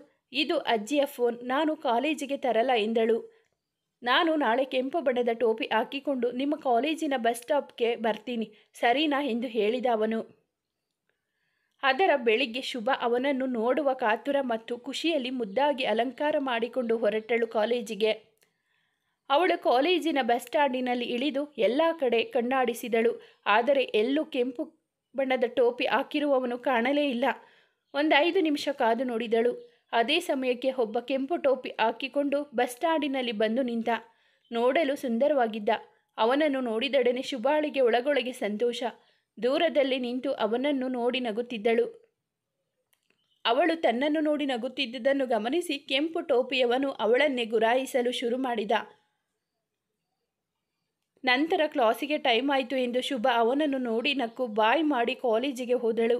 ಕಾಲೇಜಿನಲ್ಲಿ ಎಲ್ಲ ಅವಳಿಗೆ ಅವನ ಮುಖವೇ ನೆನಪಿಗೆ ಬರುತ್ತಿತ್ತು. ಯಾವಾಗ ಮನೆಗೆ ಹೋಗಿ ಅವನಿಗೆ ಫೋನ್ ಮಾಡ್ತೀನೋ ಎಂದು ಕಾದಿದ್ದಳು ಅವಳು. ಸಂಜೆ ಮನೆಗೆ ಬಂದು ಫೋನ್ ಮಾಡಿ, ಇವತ್ತು ನಿನ್ನ ನೋಡಿ ಫುಲ್ ಖುಷಿ ಆಯಿತು ಅವಿ, ನೀನು ತುಂಬ ಸ್ಮಾರ್ಟ್ ಆಗಿದೆಯಾ ಎಂದಳು ಖುಷಿಯಲ್ಲಿ. ಏಯ್, ಏನೇ ಹೇಳ್ತಿದ್ದೀಯಾ? ಯಾರನ್ನ ನೋಡಿದೆ ನೀನು? ನೀನು ನನ್ನ ನೋಡಿರೋಕೆ ಸಾಧ್ಯವೇ ಇಲ್ಲ ಬಿಡು. ನಾನು ಇವತ್ತು ಬೆಳಗ್ಗೆ ಅಲ್ಲಿಗೆ ಬರೋಣ ಅಂತ ಹೊರಟಿದ್ದೆ. ಆದರೆ ಅಮ್ಮನಿಗೆ ಹುಷಾರು ಇರಲಿಲ್ಲ. ಆಸ್ಪತ್ರೆಗೆ ಕರೆದುಕೊಂಡು ಹೋಗಿದ್ದೆ. ನಿನಗೆ ಹೇಳೋಣ ಅಂದರೆ ನೀನು ಫೋನ್ ಬೇರೆ ತಗೊಂಡು ಹೋಗಲ್ಲ ಅಂದೆ. ಅದಕ್ಕೆ ಸುಮ್ಮನಾದೆ ಎಂದ. ಪಾಪ, ಅವಳಿಗೆ ನಿರಾಸೆಯಾಯಿತು. ಮತ್ತೆ ಯಾವಾಗ ನಿನ್ನ ನೋಡೋದು? ನಾನು ಬೆಳಿಗ್ಗೆ ನೋಡಿದ್ದು. ನೀನೇ ಅಂತ ಎಷ್ಟು ಖುಷಿಪಟ್ಟಿದ್ದೆ ಗೊತ್ತಾ ಎಂದು ಬೇಸರ ಮಾಡಿಕೊಂಡಳು. ಹೀಗೆ ಎಷ್ಟೋ ಬಾರಿ ಅವನನ್ನು ನೋಡಬೇಕು ಎಂದುಕೊಂಡಾಗಲೆಲ್ಲ ಏನೋ ತಡೆಯಾಗಿ ಅವನನ್ನು ನೋಡಲು ಸಾಧ್ಯವಾಗುತ್ತಿರಲಿಲ್ಲ. ಅವನನ್ನು ನೋಡಲು 6 ತಿಂಗಳ ಹಿಡಿಯಿತು. ಅದು ಯಾವಾಗ ಎಂದರೆ, ಒಂದು ದಿನ ಶುಭಾಳ ಮಾವ ಶುಭ ಮತ್ತು ಅವಳ ಅಜ್ಜಿ ಇದ್ದ ಊರಿಗೆ ಬಂದಿರುತ್ತಾರೆ. ನಂತರ ಎಲ್ಲರೂ ನಾಳೆ ಪಕ್ಕದೂರಿನ ದೇವಸ್ಥಾನಕ್ಕೆ ಹೋಗಿ ಪೂಜೆ ಮಾಡಿಸಿಕೊಂಡು ಬರೋಣ ಎಂದು ಹೇಳುತ್ತಾರೆ. ಶುಭಾಗೆ ತಿಳಿಯುತ್ತದೆ ಅದು ಅವಿನಾಶ್ ಊರು ಎಂದು. ಇವತ್ತಾದರೂ ಅವನನ್ನು ನೋಡಬಹುದು ಎಂದು ಖುಷಿಪಟ್ಟು ಅವನಿಗೆ ಫೋನ್ ಮಾಡಿ, ನಾಳೆ ನಾನು, ನಮ್ಮ ಮಾವ, ಅಜ್ಜಿ ಎಲ್ಲರೂ ನಿಮ್ಮ ಊರಿನ ದೇವಸ್ಥಾನಕ್ಕೆ ಬರ್ತಿದ್ದೀವಿ. ನಾಳೆ ಆದರೂ ನಿನ್ನ ದರ್ಶನ ಮಾಡಿಸ್ತೀಯೋ ಇಲ್ಲವೋ ಎಂದಳು. ಅದಕ್ಕೆ ಅವನು, ನಾಳೆ ಸಿಗ್ತೀನಿ ಬಾ, ನೀನು ಅಲ್ಲಿಗೆ ಬರುವ ಸಮಯಕ್ಕೆ ಒಂದು ಮಿಸ್ಡ್ ಕಾಲ್ ಕೊಡು, ನಾನು ದೇವಸ್ಥಾನದ ಬಳಿ ಬರ್ತೀನಿ ಎಂದನು. ಶುಭ ನಾಳೆಗಾಗಿ ಕಾಯುತ್ತಿದ್ದಳು. ಬೆಳಿಗ್ಗೆ ಎಲ್ಲರೂ ದೇವರಿಗೆ ಪೂಜೆ ಮಾಡಿಸಲೆಂದು ಹೊರಟರು. ಇನ್ನೇನು ಊರಿನ ಒಳಗಡೆ ಹೋಗುತ್ತಿದ್ದಂತೆ ಶುಭ ಅವನಿಗೆ ಒಂದು ಮಿಸ್ಡ್ ಕಾಲ್ ಕೊಟ್ಟಳು. ದೇವಸ್ಥಾನ ತಲುಪಿದ ಮೇಲೆ ಶುಭ ಅಲ್ಲೆಲ್ಲ ಕಣ್ಣಾಡಿಸಿದಳು. ದೇವಸ್ಥಾನದ ಬಳಿ 1-2 ಹುಡುಗರು ನಿಂತಿದ್ದರು. ಅವರಿಬ್ಬರಲ್ಲಿ ಅವಿನಾಶ್ ಯಾರು ಎಂದು ಅವಳಿಗೆ ತಿಳಿಯಲಿಲ್ಲ. ಆದರೆ ಅವರಿಬ್ಬರಲ್ಲಿ ಒಬ್ಬನನ್ನು ನೋಡಿದ ನೆನಪು ಅವಳಿಗೆ. ನಂತರ ಅವನಿಗೆ ನೆನಪಾಯಿತು, ಆ ಪರಿಚಯ ಇರುವ ಮುಖದವನು ತನ್ನ ಸ್ಕೂಲ್ ಫ್ರೆಂಡ್ ಅರ್ಚನಾಳ ಅಣ್ಣ ಎಂದು. ಆದರೆ ಅವರ ಹೆಸರು ತಿಳಿದಿರಲಿಲ್ಲ ಇವಳಿಗೆ. 1-2 ಬಾರಿ ಅರ್ಚನಾಳನ್ನು ಶಾಲೆಗೆ ಬಿಡಲು ಬಂದಾಗ ನೋಡಿದ್ದು ಇವಳು. ನಂತರ ಅವಳ ಫ್ರೆಂಡ್ ಅಣ್ಣನ ಜೊತೆ ಇದ್ದ ಇನ್ನೊಬ್ಬನನ್ನು ನೋಡಿ ಅವನೇ ಅವಿನಾಶ್ ಎಂದುಕೊಂಡು ಅವನನ್ನೇ ನೋಡುತ್ತಿದ್ದಳು ತಿರುಗಿ. ಆಗ ಅವನ ಫೋನಿಗೆ ಒಂದು ಮೆಸೇಜ್ ಬಂತು ಅವಿನಾಶ್ ಕಡೆಯಿಂದ. ಏಯ್ ಕೋತಿ, ಯಾಕೆ ನನ್ನ ಫ್ರೆಂಡ್ನ ತಿನ್ನೋ ಥರ ನೋಡ್ತಿದ್ಯಾ ಅಂತ. ನಾನು ನೋಡ್ತಿರೋದು ನಿನ್ನ ಕಣೋ, ನಿನ್ನ ಫ್ರೆಂಡ್ನ ಅಲ್ಲ ಎಂದು ರಿಪ್ಲೈ ಮಾಡಿದಳು. ನಂತರ ಪೂಜೆ ಮುಗಿಸಿಕೊಂಡು ಹೊರಟರು. ಮನೆಗೆ ಹೋಗಿ ರಾತ್ರಿ ಅವನಿಗೆ ಫೋನ್ ಮಾಡಿದಳು. ನನ್ನ ಫ್ರೆಂಡ್ ಅಣ್ಣ ನಿಂಗೆ ಪರಿಚಯನಾ? ನಮ್ಮ ಪ್ರೀತಿ ವಿಷಯ ಅವರ ಹತ್ರ ಹೇಳಬೇಡ ಕಣೋ, ಆಮೇಲೆ ಅವರು ನನ್ನ ಫ್ರೆಂಡ್ ಹತ್ರ ಹೇಳಿಬಿಡ್ತಾರೆ ಎಂದಳು ಶುಭ. ಅವನಿಗೆ ನಗು ತಡೆಯಲಾಗಲಿಲ್ಲ. ಸಾಕಾಗುವಷ್ಟು ನಕ್ಕಿದ. ಅವಳಿಗೆ ಅರ್ಥವಾಗಲಿಲ್ಲ ಅವನು ಹೇಗೆ ನಗುತ್ತಿದ್ದಾನೆ ಎಂದು. ನಿನಗೆ ಈಗಲೂ ನಾನು ಯಾರು ಅಂತ ಗೊತ್ತಾಗಿಲ್ವಾ? ಯಾವಾಗಲೂ ಬೇರೆಯವರನ್ನು ನೋಡಿ ಕನ್ಫ್ಯೂಸ್ ಆಗ್ತೀಯಾ? ಅಂದರೆ ನೀನು? ಹಾಂ, ನಾನು ನಿನ್ನ ಫ್ರೆಂಡ್ ಅರ್ಚನಾಳ ಅಣ್ಣ ಇಂದ. ಅವಳಿಗೆ ಆದ ಆಶ್ಚರ್ಯ ಅಷ್ಟಿಷ್ಟಲ್ಲ. ಅಯ್ಯೋ, ನೀನಾ? ಇಷ್ಟು ದಿನ ನನ್ನ ಜೊತೆ ಮಾತಾಡಿದ್ದು ಎಂಥ ಕೆಲಸ ಆಗೋಯ್ತು. ನಾನು ನಿನ್ನ ಮುಂಚೆ ನೋಡಿದ್ದೀನಿ. ನಿನ್ನ ತಂದೆಯ ಸಾವಿಗೂ ಬಂದಿದ್ದೆ ನಾನು. ನಿನ್ನ ಫ್ರೆಂಡ್ ಅಣ್ಣ ಅಂತ ಗೊತ್ತಿದ್ದರೆ ನೀನು ಲವ್ ಮಾಡ್ತಾನೆ ಇರಲಿಲ್ಲ ಎಂದಳು. ಯಾಕೆ, ಈಗ ಏನಾಯಿತು? ನಾನು ನಿನ್ನ ಫ್ರೆಂಡ್ ಅಣ್ಣ ಆದರೆ ನೀನು ಲವ್ ಮಾಡಬಾರ್ದಾ? ಆಗಲ್ಲ, ಅದೆಲ್ಲ ಚೆನ್ನಾಗಿರಲ್ಲ. ಯಾಕೋ ಗೊತ್ತಿಲ್ಲ, ನೀನು ನನ್ನ ಫ್ರೆಂಡ್ ಅಣ್ಣ ಎಂದು ತಿಳಿದಾಗಿನಿಂದ ಒಂಥರ ಅನ್ನಿಸ್ತಿದೆ. ಯಾಕೋ ಸರಿ ಕಾಣಿಸುತ್ತಿಲ್ಲ. ನಾನು ಇನ್ಮೇಲೆ ನಿನ್ನ ಜೊತೆ ಮಾತಾಡಲ್ಲ ಎಂದಳು. ಯಾಕೆ, ಏನಾಯಿತು ಈಗ? ನನ್ನ ತಂಗಿ ನಮ್ಮ ಪ್ರೀತಿಗೆ ಅಡ್ಡ ಬರಲ್ಲ, ಸುಮ್ಮನಿರು ಎಂದು ಹೇಳಿ ಅವಳ ಮೈಂಡ್ ಡೈವರ್ಟ್ ಮಾಡಿದ. ಆದರೆ ಅದರ ನಾಳೆಯೇ ಅವಳ ಮನೆಯವರು ಶುಭಾಳ ಮದುವೆಯನ್ನು ಅವಳ ಮಾವನೊಂದಿಗೆ ನೆರವೇರಿಸಬೇಕೆಂದು ಶುಭಾಳನ್ನು ಒಂದು ಮಾತು ಸಹ ಕೇಳದೆ ನಿರ್ಧರಿಸಿಬಿಟ್ಟರು. ಶುಭ, ನಾನು ಇನ್ನು ಓದಬೇಕು, ಈಗಲೇ ಮದುವೆ ಬೇಡ ಎಂದು ಅವಳ ಮಾವನನ್ನು ಮದುವೆ ಆಗಲು ನಿರಾಕರಿಸಿದಳು. ಆದರೂ ಅವಳ ಮನೆಯವರು ಈಗಾಗಲೇ ಮಾತುಕತೆ ಆಗಿದೆ, ನಿಲ್ಲಿಸಲು ಸಾಧ್ಯವಿಲ್ಲ, ಇನ್ನೇನು 3-4 ತಿಂಗಳು ನಿನ್ನ ಓದು ಕೂಡ ಮುಗಿಯುತ್ತೆ ಎಂದು ಹೇಳಿ ಅವಳ ಬಾಯಿ ಮುಚ್ಚಿಸಿದರು. ಶುಭ ಈ ವಿಷಯವನ್ನು ಅವಿನಾಶ್ ಬಳಿ ಹೇಳಿಕೊಂಡಳು. ಅವರು, ಇನ್ನ ಮಾತುಕತೆ ತಾನೆ, ಸುಮ್ಮನಿರು, ಏನೂ ಆಗಲ್ಲ, ನಾನು ಇದ್ದೀನಿ ಎಂದು ಹೇಳಿ ಸಮಾಧಾನಿಸಿ ಧೈರ್ಯ ತುಂಬಿದ. ಅದರ ನಡುವೆಯೇ ಇವರ ಪ್ರೀತಿ ಸಾಗಿತು. ಅವರು ಪ್ರೀತಿ ಮಾಡಿ 6-7 ತಿಂಗಳು ಕಳೆದರೂ ಒಮ್ಮೆಯೂ ಭೇಟಿ ಮಾಡಿರಲಿಲ್ಲ. ಅವಿನಾಶ್ ತುಂಬ ಸಲ ಭೇಟಿ ಮಾಡಲು ಕರೆದಾಗಲೂ ಶುಭ ನಿರಾಕರಿಸುತ್ತಿದ್ದಳು. ಶುಭ ಮನೆಯವರು ಎಷ್ಟೇ ಪ್ರೀತಿಯಿಂದ ಯಾವುದೇ ಕೊರತೆ ಬಾರದಂತೆ ಸಾಕಿದರೂ ಪ್ರೀತಿ ಪ್ರೇಮದ ವಿಷಯದಲ್ಲಿ ತುಂಬ ಸ್ಟ್ರಿಕ್ಟ್ ಇದ್ದರು. ಅದರಿಂದ ಶುಭ ಅವಿನಾಶ್ನನ್ನು ಭೇಟಿಯೇ ಮಾಡುತ್ತಿರಲಿಲ್ಲ. ನೋಡಬೇಕು ಎನಿಸಿದಾಗ ಕಾಲೇಜ್ ಬಸ್ ಸ್ಟಾಪ್ಗೆ ಅವನನ್ನು ಕರೆಸಿ ನೋಡುತ್ತಿದ್ದಳು. ಆದರೆ ಒಂದು ದಿನ ಧೈರ್ಯ ಮಾಡಿ ಅವನನ್ನು ಭೇಟಿ ಮಾಡಿ ಅವಳ ಕ್ಲೋಸ್ ಫ್ರೆಂಡ್ ಸಂಧ್ಯಾ ಮತ್ತು ಸುಮಾಗೆ ಅವನನ್ನು ಪರಿಚಯ ಮಾಡಿಸಿದಳು. ಅದೇ ಅವರ ಮೊದಲ ಭೇಟಿ ಮತ್ತು ಕೊನೆಯ ಭೇಟಿಯಾಯಿತು. ಯಾಕೋ ಇತ್ತೀಚೆಗೆ ವಾರದಲ್ಲಿ 1-2 ದಿನ ಅವಳ ಫ್ರೆಂಡ್ ಸಂಧ್ಯಾ ಕ್ಲಾಸ್ನಿಂದ ಬೇಗ ಹೊರಡುತ್ತಿದ್ದಳು. ಆದರೆ ಶುಭ ಮತ್ತು ಸುಮಾಳಿಗೆ ಏಕೆ ಎಂಬುವುದು ಬಿಡಿಸಲಾರದ ಕಗ್ಗಂಟಾಗಿತ್ತು. ಅವಳಾಗಿ ಹೇಳಲಿ ಎಂದು ಇವರಿಬ್ಬರೂ ಸುಮ್ಮನಿದ್ದರು. ಒಂದು ದಿನ ಸುಮಾ ಸಂಧ್ಯಾ ಕ್ಲಾಸ್ ಬಿಟ್ಟು ಬೇಗ ಹೊರಟ ಮೇಲೆ ಶುಭಾಳ ಬಳಿ ಅವಿನಾಶ್ ಕೊನೆ ನಂಬರ್ ಏನು ಎಂದು ಕೇಳಿದಳು. 42 ಏಕೆ ಎಂದು ಕೇಳಿದಳು ಶುಭ. ಸಂಧ್ಯಾ ಇತ್ತೀಚೆಗೆ ಯಾರ ಬಳಿನೋ ತುಂಬ ಮಾತನಾಡುತ್ತಾಳೆ ಫೋನಿನಲ್ಲಿ. ನಿನ್ನ ಮುಂದೆ ಮಾತನಾಡುವುದಿಲ್ಲ ಅವಳು. ನೀನು ಬರುವ ಮೊದಲು ಮಾತನಾಡುತ್ತಾಳೆ, ನೀನು ಬಂದ ನಂತರ ಕಟ್ ಮಾಡ್ತಾಳೆ. ಅದು ಅವಿನಾಶ್ ಇರಬಹುದು ಅಂತ ಅನುಮಾನ ನನಗೆ ಎನ್ನುತ್ತಾಳೆ. ಶುಭಾಳಿಗೆ ಗಾಬರಿಯಾಯಿತು. ನಂತರ, ಇಲ್ಲ ಕಣೆ, ಅವಿ ಏನು ಅಂತ ನನಗೆ ಗೊತ್ತು. ಸಂಧ್ಯಾ ಕೂಡ ಹಾಗೆಲ್ಲ ಮಾಡುವವಳಲ್ಲ, ಅದು ಬೇರೆ ಯಾರೋ ಇರಬೇಕು ಕಣೆ ಎಂದು ಹೇಳಿ ಸುಮಾಳ ಬಾಯಿ ಮುಚ್ಚಿಸಿದಳು. ಆದರೆ ಒಂದು ದಿನ ಶುಭ ಬಸ್ಸಿನಲ್ಲಿ ಹೋಗುವಾಗ ಸಂಧ್ಯಾ ಅವಿನಾಶ್ ಗಾಡಿಯಲ್ಲಿ ಕೂತು ಅವನನ್ನು ತಬ್ಬಿಕೊಂಡು ಹೋಗುವುದನ್ನು ನೋಡಿದಳು. ಅವರಿಬ್ಬರ ಮೇಲೆ ಅತಿಯಾದ ವಿಶ್ವಾಸ ಇಟ್ಟಿದ್ದಕ್ಕೆ ಅವಳ ಕಣ್ಣಂಚು ತೇವವಾಯಿತು. ಅಂದು ಮನೆಗೆ ಹೋಗಿ ತುಂಬ ಹತ್ತಳು. ನಂತರ ಅವನಿಗೆ ಫೋನ್ ಮಾಡಿ, ನೀನು ಈ ಥರ ಮೋಸ ಮಾಡ್ತೀಯಾ ಅಂತ ಅಂದ್ಕೊಂಡಿರಲಿಲ್ಲ. ಹೆಣ್ಣು ಮಕ್ಕಳ ಜೀವನದ ಜೊತೆ ಆಟ ಆಡಿದರೆ ನಿನಗೆ ಒಳ್ಳೆಯದಾಗಲ್ಲ. ನನಗಂತೂ ಮೋಸ ಮಾಡಿದೆ. ಕೊನೆ ಪಕ್ಷ ಸಂಧ್ಯಾನಳನ್ನಾದರೂ ನಿಜವಾಗಿ ಪ್ರೀತಿಸಿ ಅವಳನ್ನು ಮದುವೆ ಮಾಡಿಕೊಂಡು ಚೆನ್ನಾಗಿರು. ಮತ್ತೆ ನನ್ನ ಸಹವಾಸಕ್ಕೆ ಬಂದರೆ ಚೆನ್ನಾಗಿರಲ್ಲ ಎಂದು ಹೇಳಿ ಫೋನ್ ಕಟ್ ಮಾಡಿದಳು. ಇದಾದ ನಂತರ ಶುಭ ತುಂಬ ಕುಗ್ಗಿ ಹೋದಳು. ಮನೆಯಲ್ಲಿ ನೋಡಿದರೆ ಅವಳ ಮಾವನ ಜೊತೆ ಅವಳ ನಿಶ್ಚಿತಾರ್ಥ ಮಾಡಲು ದಿನ ಗೊತ್ತು ಮಾಡುತ್ತಿದ್ದರು. ಏನೇ ಆದರೂ ಅವಳಿಗೆ ಅವಳ ಮಾವನನ್ನು ಮದುವೆಯಾಗಲು ಮನಸ್ಸಾಗಲಿಲ್ಲ. ಅವರ ಮೇಲೆ ಯಾವ ಭಾವನೆಯೂ ಇರಲಿಲ್ಲ ಅವಳಿಗೆ. ಏನು ತೋಚದೆ ಸುಮ್ಮನಿದ್ದಳು. ಅವಳ ಮಾವನ ತಾಯಿಗೂ ಮತ್ತು ಇವಳ ತಾಯಿಗೂ ಏನೋ ವಿಷಯಕ್ಕೆ ಜಗಳ ಬಂದು ಅವಳ ಮಾವನೊಂದಿಗೆ ನಿಶ್ಚಿತಾರ್ಥ ನಿಂತಿತು. ನಂತರ ಶುಭ ಒಳ್ಳೆಯದೇ ಆಯಿತು ಎಂದು ಸುಮ್ಮನಾದಳು. ನಂತರ ಡಿಪ್ಲೊಮಾ ಕೊನೆ ಪರೀಕ್ಷೆ ಬಂದಿತು. ಎಕ್ಸಾಮ್ ಮುಗಿದು ರಿಸಲ್ಟ್ ಕೂಡ ಬಂತು. ಅವಿನಾಶ್ ಯೋಚನೆಯಲ್ಲಿ ಶುಭ ಒಂದು ಸಬ್ಜೆಕ್ಟ್ನಲ್ಲಿ ಫೇಲ್ ಆಗಿದ್ದಳು. ಮದುವೆ ಮಾತುಕತೆ ಆಗಿ ಅರ್ಧಕ್ಕೆ ನಿಂತ ಮೇಲೆ ಹುಡುಗಿಯನ್ನು ಹೆಚ್ಚು ದಿನ ಇಡಬಾರದು, ಅವಳಿಗೆ ಮದುವೆ ಮಾಡಿಬಿಡಬೇಕು ಎಂದು ಅವರ ಮನೆಯವರು ಶುಭಾಳಿಗೆ ಹುಡುಗನನ್ನು ಹುಡುಕಲು ಶುರು ಮಾಡಿದರು. 100 ಹುಡುಗರು ಬಂದು ನೋಡಿಕೊಂಡು ಹೋದರು. ಆದರೆ ಏನೋ ನೆಪಕ್ಕೆ ಒಂದು ಸೆಟ್ ಆಗಿರಲಿಲ್ಲ. ಶುಭಾಳಿಗೂ ಬರುವ ಗಂಡುಗಳಿಗೆಲ್ಲ ಕಾಫಿ ಟೀ ಕೊಟ್ಟು ಸಾಕಾಗಿ ಹೋಗಿತ್ತು. ಅದೇ ಸಮಯಕ್ಕೆ ಅವಿನಾಶ್ ಮತ್ತೆ ಅವಳಿಗೆ ಫೋನ್ ಮಾಡಿದ. ಅವಳ ಬಳಿ ಕ್ಷಮೆ ಕೇಳಿ ಮತ್ತೆ ಅಂಥ ತಪ್ಪು ಮಾಡುವುದಿಲ್ಲ ಎಂದು ಬೇಡಿಕೊಂಡು ಅವಳನ್ನು ಮರಳು ಮಾಡಿದ. ಮತ್ತೆ ಅವರ ಪ್ರೀತಿಯ ದೋಣಿ ಸಾಗಿತು. ಆದರೆ ಅವಳಿಗೆ ಹುಡುಗನನ್ನು ನೋಡುವ ಶಾಸ್ತ್ರ ಮಾತ್ರ ನಿಂತಿರಲಿಲ್ಲ. ಕೊನೆಗೂ ಅವರ ಮನೆಯವರು ಒಪ್ಪುವ ಒಂದು ಸಂಬಂಧ ಸಿಕ್ಕಿತು. ಹುಡುಗ ವೃತ್ತಿಯಲ್ಲಿ ಬಿಸಿನೆಸ್ ಮ್ಯಾನ್, ಅವರ ತಂದೆ ಗೌರ್ಮೆಂಟ್ ಜಾಬ್. ಒಳ್ಳೆಯ ಸಂಬಂಧ. ಹುಡುಗನ ಬಗ್ಗೆ ಕೂಡ ವಿಚಾರಿಸಿ ಹುಡುಗ ಒಳ್ಳೆಯವನು ಎಂದು ಆ ಸಂಬಂಧ ಒಪ್ಪಿಗೆ ಆಗಿತ್ತು ಅವರ ಮನೆಯವರಿಗೆ. ಅದೇ ಶುಭಾಳಿಗೆ ಆತಂಕ ತಂದಿತು. ಅವಿನಾಶ್ ಬಳಿ ವಿಷಯ ತಿಳಿಸಿದಳು. ಇನ್ನು ಮಾತುಕತೆ ಅಷ್ಟೇ ತಾನೆ, ಮದುವೆ ಆಗಿಲ್ವಲ್ಲ, ನಾನು ಇದ್ದೀನಿ ಅಂತ ಸಮಾಧಾನಿಸಿದ. ಹೀಗೆ ದಿನ ಸಾಗುತ್ತಾ ಎಂಗೇಜ್ಮೆಂಟ್ ಕೂಡ ಫಿಕ್ಸ್ ಆಗಿತ್ತು. ಶುಭಾಳಿಗೆ ಅವರ ಮನೆಯವರ ಎದುರು ಮಾತನಾಡುವ ಧೈರ್ಯ ಇರಲಿಲ್ಲ. ಅವಿನಾಶ್ಗೆ ತನ್ನ ಮನೆಯವರ ಬಳಿ ಬಂದು ತಾನು ಮಾತಾಡಿ ಮದುವೆ ನಿಲ್ಲಿಸು ಎಂದು ಬೇಡಿಕೊಂಡಳು.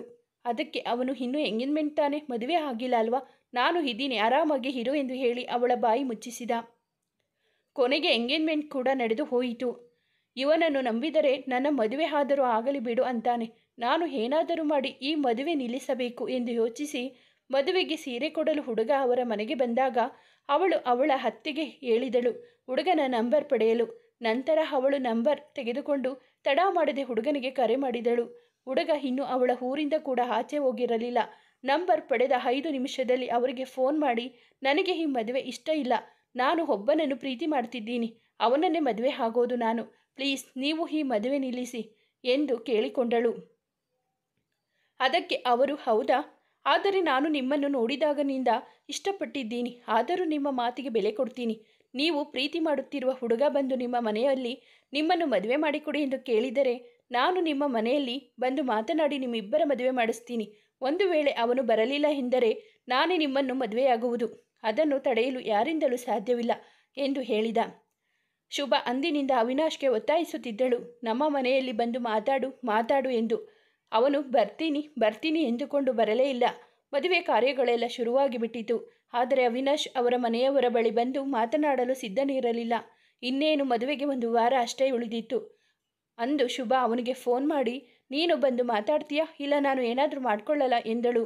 ಅದಕ್ಕೆ ಅವನು, ಹಾಗೆಲ್ಲ ಏನು ಮಾಡ್ಕೊಬೇಡ ಪ್ಲೀಸ್, ನಾನು ನಿಮ್ಮ ಮನೆಯಲ್ಲಿ ಬಂದು ಮಾತನಾಡುವ ಪರಿಸ್ಥಿತಿಯಲ್ಲಿ ಇಲ್ಲ. ನನಗೆ ಕೈಯಲ್ಲಿ ಕೆಲಸ ಇಲ್ಲ. ನನ್ನ ತಂಗಿ ಮದುವೆ ಕೂಡ ಆಗಿಲ್ಲ ಇನ್ನು.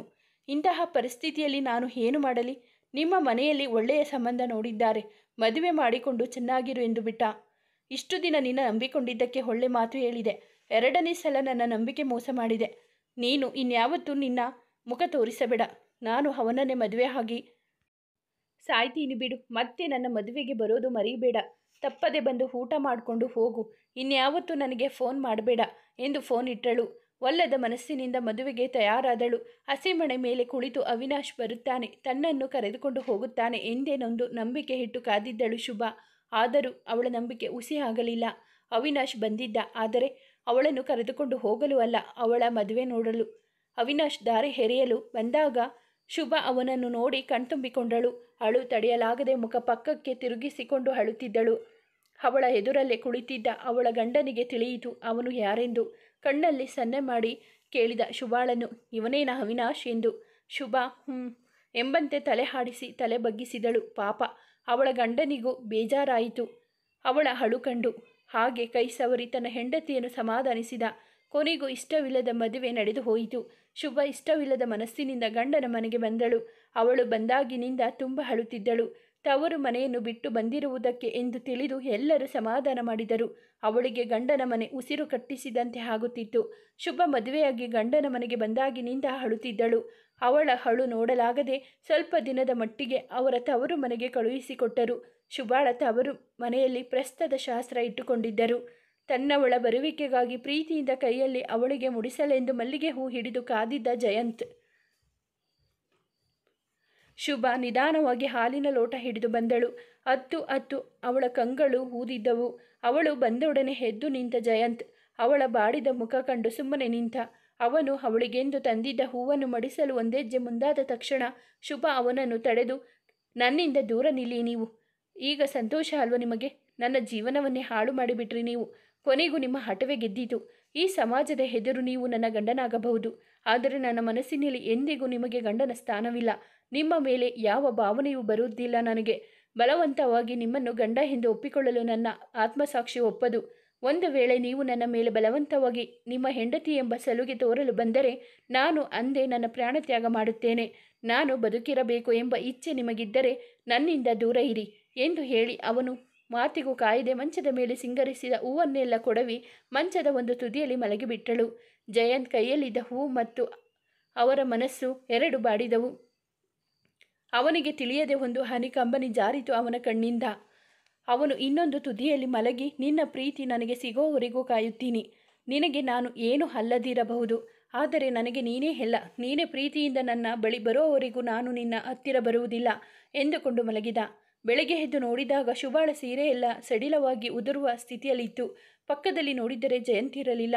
ನಂತರ ಅವಳು ನಿದ್ದೆಯಲ್ಲಿ ಒದ್ದಾಡುವುದು ಜಾಸ್ತಿ, ಹಾಗಾಗಿ ಸೀರೆ ಉದುರಿದೆ ಎಂಬುದು ಅವಳ ಅರಿವಿಗೆ ಬಂದು ಸರಿಯಾಗಿ ಸೀರೆ ಸಿಗಿಸಿಕೊಂಡು ಆಚೆ ಬಂದಳು. ಅವಳನ್ನು ನೋಡಿದೊಡನೆ ಎಲ್ಲರೂ ಮುಗುಳ್ನಕ್ಕರು. ಇವಳಿಗೆ ಏನು ಅಂತ ತಿಳಿಯಲಿಲ್ಲ. ಏನು ಮಾತನಾಡದೆ ಸ್ನಾನಕ್ಕೆ ಹೊರಟಳು. 2 ದಿನದ ನಂತರ ಹನಿಮೂನ್ಗೆ ಊಟಿಗೆ ಹೊರಟರು ನವಜೋಡಿ. ಶುಭಾಳಿಗೆ ಇಷ್ಟವಿಲ್ಲದಿದ್ದರೂ ಮನೆಯವರ ಮಾತಿಗೆ ಕಟ್ಟು ಬಿದ್ದು ಹೊರಟಳು. ಊಟಿ ತುಂಬ ಹಿಡಿಸಿತು ಶುಭಾಳಿಗೆ. ಏನೋ ಮನಸ್ಸಿಗೆ ತುಂಬ ದಿನದ ನಂತರ ನೆಮ್ಮದಿ ಸಿಕ್ಕ ಅನುಭವ. ಅವಳ ಕಣ್ಣಲ್ಲಿದ್ದ ಸಂತೋಷ ಕಂಡು ತಾನು ಖುಷಿಪಟ್ಟ ಜಯಂತ್ ಅವಳನ್ನು ಯಾವಾಗಲೂ ಹೀಗೆ ಸಂತೋಷವಾಗಿ ನೋಡಿಕೊಳ್ಳಬೇಕು ಎಂದು ಮನದಲ್ಲೇ ಅಂದುಕೊಂಡ. ಅಷ್ಟು ದೂರ ಬಂದಿದ್ದರೂ ಅವನ ಬಳಿ ಒಂದು ಮಾತನ್ನು ಆಡಿರಲಿಲ್ಲ ಶುಭ. ಮನೆಯವರಿಗೆ ತೋರಿಸಲು 1-2 ಫೋಟೋಗಳನ್ನು ಜೊತೆ ನಿಂತು ತೆಗೆಸಿಕೊಂಡರು. 1 ವಾರ ಅಲ್ಲೇ ಎಲ್ಲ ಸ್ಥಳಗಳಿಗೂ ಸುತ್ತಾಡಿಕೊಂಡು ವಾಪಸ್ ಹಿಂತಿರುಗಿದರು. ಅಲ್ಲೂ ಸಹ ಜಯಂತ್ ಎಂದು ಶುಭಾಳ ಮಾತನ್ನು ಮೀರಿರಲಿಲ್ಲ.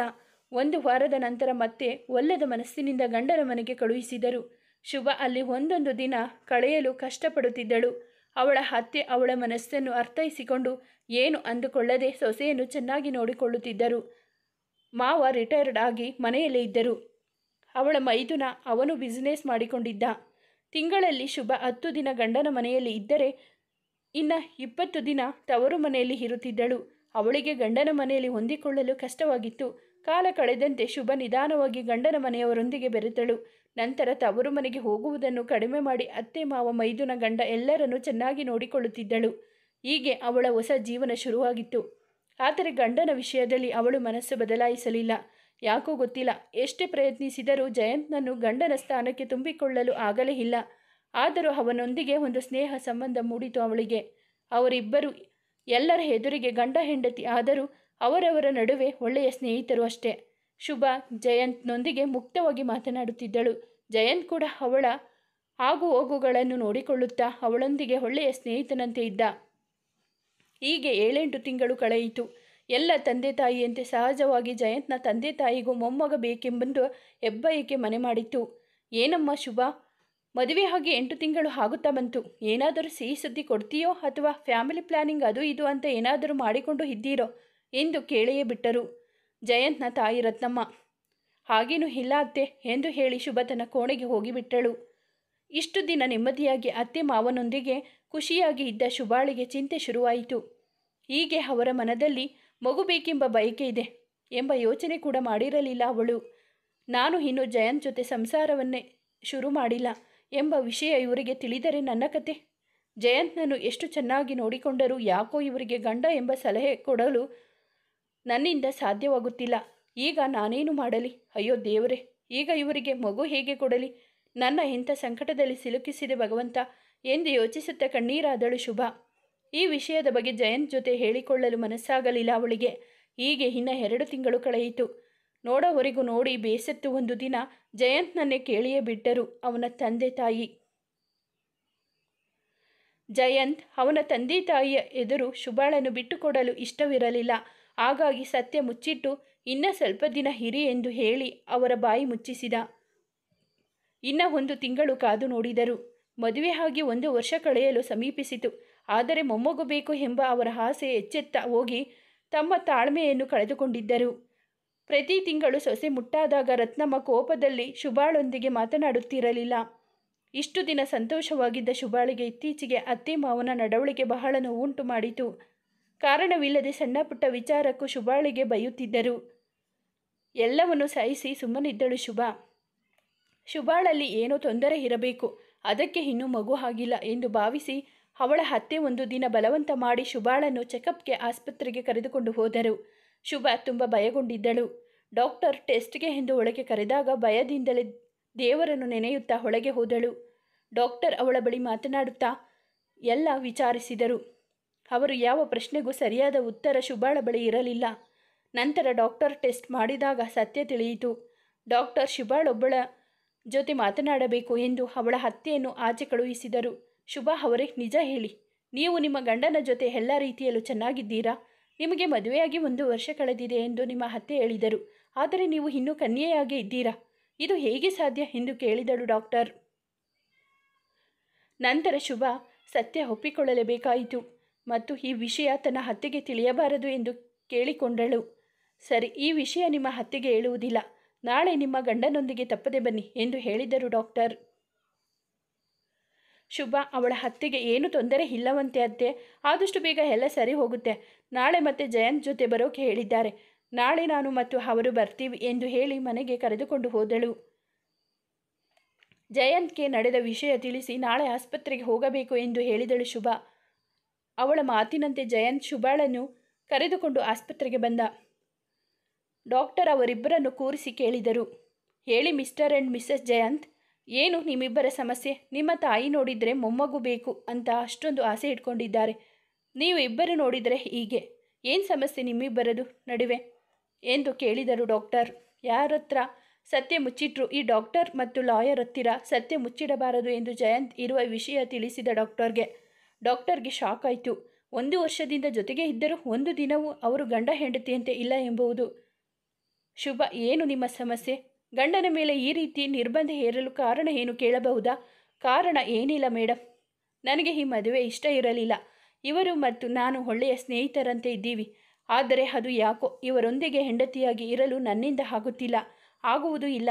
ಇವರನ್ನು ಆ ಸ್ಥಾನದಲ್ಲಿ ಕಲ್ಪನೆ ಮಾಡೋಕೆ ಸಾಧ್ಯವಾಗುತ್ತಿಲ್ಲ ನನಗೆ ಎಂದಳು ಶುಭ. ಹೀಗಂದ್ರೆ ಹೇಗೆ ಶುಭ? ಮದುವೆ ಏನೋ ಆಗಿ ಹೋಗಿದೆ. ಈಗಲಾದರೂ ನೀವು ನಿಮ್ಮ ಮನಸ್ಸು ಬದಲಾಯಿಸಬೇಕು ಅಲ್ವಾ? ನಿಮಗೆ ನಿಮ್ಮದೇ ಅಂತ ಒಂದು ಮಗು ಬೇಕು, ಸಂಸಾರ ಬೇಕು ಅಂತ ಆಸೆ ಇಲ್ವಾ? ಇದೆ ಮೇಡಮ್, ಆದರೆ ನನಗೆ ಯಾಕೋ ಅದ್ಯಾವುದರಲ್ಲೂ ಆಸಕ್ತಿ ಇಲ್ಲ. ಈಗಾದರೆ ಹೇಗೆ? ಸರಿ, ನಿಮಗೆ ಇನ್ನೊಂದು ದಾರಿ ಇದೆ. ನೀವು ಇಬ್ಬರು ಸೇರುವುದು ನಿಮಗೆ ಇಷ್ಟ ಇಲ್ಲ ಅಲ್ವಾ? ನೀವು ಇಬ್ಬರು ಸೇರದಿದ್ದರೂ ನಿಮಗೆ ಮಗು ಆಗುವಂತೆ ನಾವು ಮಾಡುತ್ತೇವೆ.